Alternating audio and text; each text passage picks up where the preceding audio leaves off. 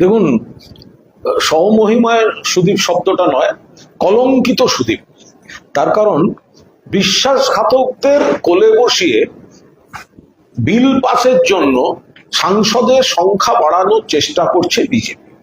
এটা বিজেপির একটা দৈন্যতা, এবং এখানে কিছু বেঈমান গদ্দার যারা তৃণমূলের প্রার্থী হয়ে, মমতাদির প্রার্থী হয়ে অ্যান্টি বিজেপি মানুষের ভোট পেয়ে দিল্লি গেছে, আর গিয়ে তারা নরেন্দ্র মোদী তার সমর্থনে বসছে। এই বৈপরীত্যটাই তো বিশ্বাসঘাতকতা, এটা তো বেঈমানি, এটা গদ্দারি। এই যে সাংসদরা যারা দিল্লিতে আজকে কোনো বৈঠকে বসেছেন, বিজেপি নেতাদের সঙ্গে বৈঠকে বসেছেন, তারা তো মমতা বন্দ্যোপাধ্যায়ের দলের সাংসদ হিসেবে জিতেছেন। 2024 সালে 5 বছরের জন্য নির্বাচিত, 29 অব্দি। কোন দলের প্রার্থী? তৃণমূল কংগ্রেস।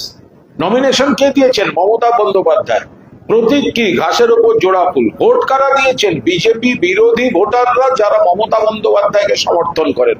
আপনারা জিতলেন, আর আজকে বিজেপির হাত শক্ত করতে যাচ্ছেন। এটা বিজেপি তাদের স্বার্থে, তাদের অঙ্কে কিছু বিশ্বাসঘাতককে একাধিক অঙ্কে তারা কাজে লাগাচ্ছে। এই বিশ্বাসঘাতকরা কলঙ্কিত। এরা প্রধানমন্ত্রীর পাশে বসতে পারে, স্বরাষ্ট্রমন্ত্রীর পাশে বসতে পারে, কিন্তু মানুষের হৃদয়ে কোনোদিন বসতে পারবে না। তৃণমূল কংগ্রেসের কর্মীদের হৃদয়ে কোনোদিন বসতে পারবে না। এরা যে ব্যক্তিগত ধান্দায়, ব্যক্তিগত অঙ্কে, ব্যক্তিগত স্বার্থে বিজেপি বিরোধী ভোট নিয়ে পার্লামেন্টে গিয়ে এখন বিজেপির দালালি করতে, বিজেপিতেই বকলমে নাম লেখাচ্ছে, বকলমে, তো সেটা মানুষের কাছে পরিষ্কার।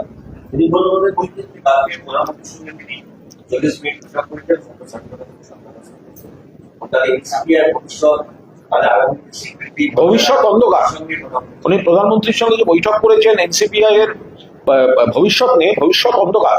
কারণ এখন নির্বাচন কমিশন বা স্পিকারকে কাজে লাগিয়ে যে প্রোটেকশনটা পাবেন, জনতার দরবারে যে মুহূর্তে এরা আসবেন, সঙ্গে সঙ্গে এই বেঈমান গদ্দার মির্জাফর বিভীষণদের মানুষ প্রত্যাখ্যান করবে। এদের মধ্যে কয়েকজন আছে জেনেটিক গদ্দার, জেনেটিক গদ্দার। বারবার দেখবেন বদল বদল, এক জায়গা থেকে উপকার পেয়ে বদল, আবার কয়েকজনকে প্রভাবিত করে, কয়েকজনকে একটু চাপ দিয়ে এইসব করা হচ্ছে। তো এখন এরা সুদীপ বন্দ্যোপাধ্যায়কে উত্তরটা দিন, উনি কোন দলে আছে? তৃণমূল থেকে জিতেছিলেন, বিজেপির সঙ্গে মিটিং করেন, যাচ্ছেন এনসিপিআই তে শোনা যায়, আর লোকসভা টিভিতে লেখা থাকে টিএমসি সদস্য। এর মানে কি? এরা তো একদম দোদুল্যমান পরিস্থিতিতে আছে। বিজেপির দয়া ভিক্ষা করে এই কয়েকটা লোক লোভী, এই কয়েকটা লোক গদ্দার, বেঈমান, অকৃতজ্ঞ, নির্লজ্জ, তৃণমূলের ভোটে জিতে, বিজেপি বিরোধী মানুষের ভোটে জিতে বিজেপির কোলে দোল খেতে গেছে।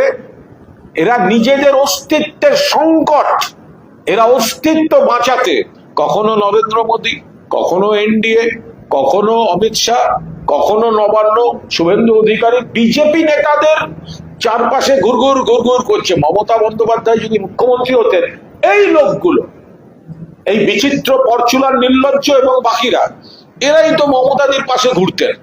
আজ মমতাদি মুখ্যমন্ত্রী নেই, তাই নিজেদের অঙ্কে এখন বিজেপি নেতাদের কাছে, ওনারাও জানেন নিয়ম মতো ওদের এক্ষুনি মেম্বারশিপ খারিজ হওয়া উচিত। এমপি, কেন এমপিশিপ খারিজ হচ্ছে না এখনো? কেন খারিজ হচ্ছে না? স্পিকার প্রোটেকশন দিয়ে রাখছে, বিজেপি প্রোটেকশন দিয়ে রাখছে। আর তার থেকে বাঁচতে এদের এক একজন নেতা দিশাহীন ভাবে, এই নেতা ওই নেতা, এর বাড়ি ওর বাড়ি, আপনারা ছবি দেখছেন পাশে দাঁড়িয়ে। আমরা কিন্তু এটা কিন্তু লক্ষ্য রাখছি, এই যে বিজেপির এই যে তথাকথিত বিদ্রোহী নাকি তথাকথিত বেঈমান, তথাকথিত দলবদলুরা, আপনারা দেখছেন বিজেপির কোন নেতার পাশে ছবি দিচ্ছে, এইভাবে বসে পাশে পাশে বসে ছবি দিচ্ছে। আপনারা কেউ জানেন না ওই ছবি তোলার গেটটার আগে বিজেপি নেতা উপরে বসেছিলেন, তিনি পায়ের কাছে বসছিলেন কিনা, এটা কিন্তু আমরা কেউ সেই সময় দেখতে পাচ্ছি না। বাঁচান বাঁচান, বাঁচতে চাই বিজেপি, তাই মেম্বারশিপ চলে যাবে, বেইমানি করে ফেলেছি, আইনে পড়ে গেছি। সেই কারণে কখনো প্রধানমন্ত্রী, কখনো অমিত শাহজি এদের কাছে ঘুরে বেড়াচ্ছেন। এটা দেখলে আমাদের খুব মজা লাগছে।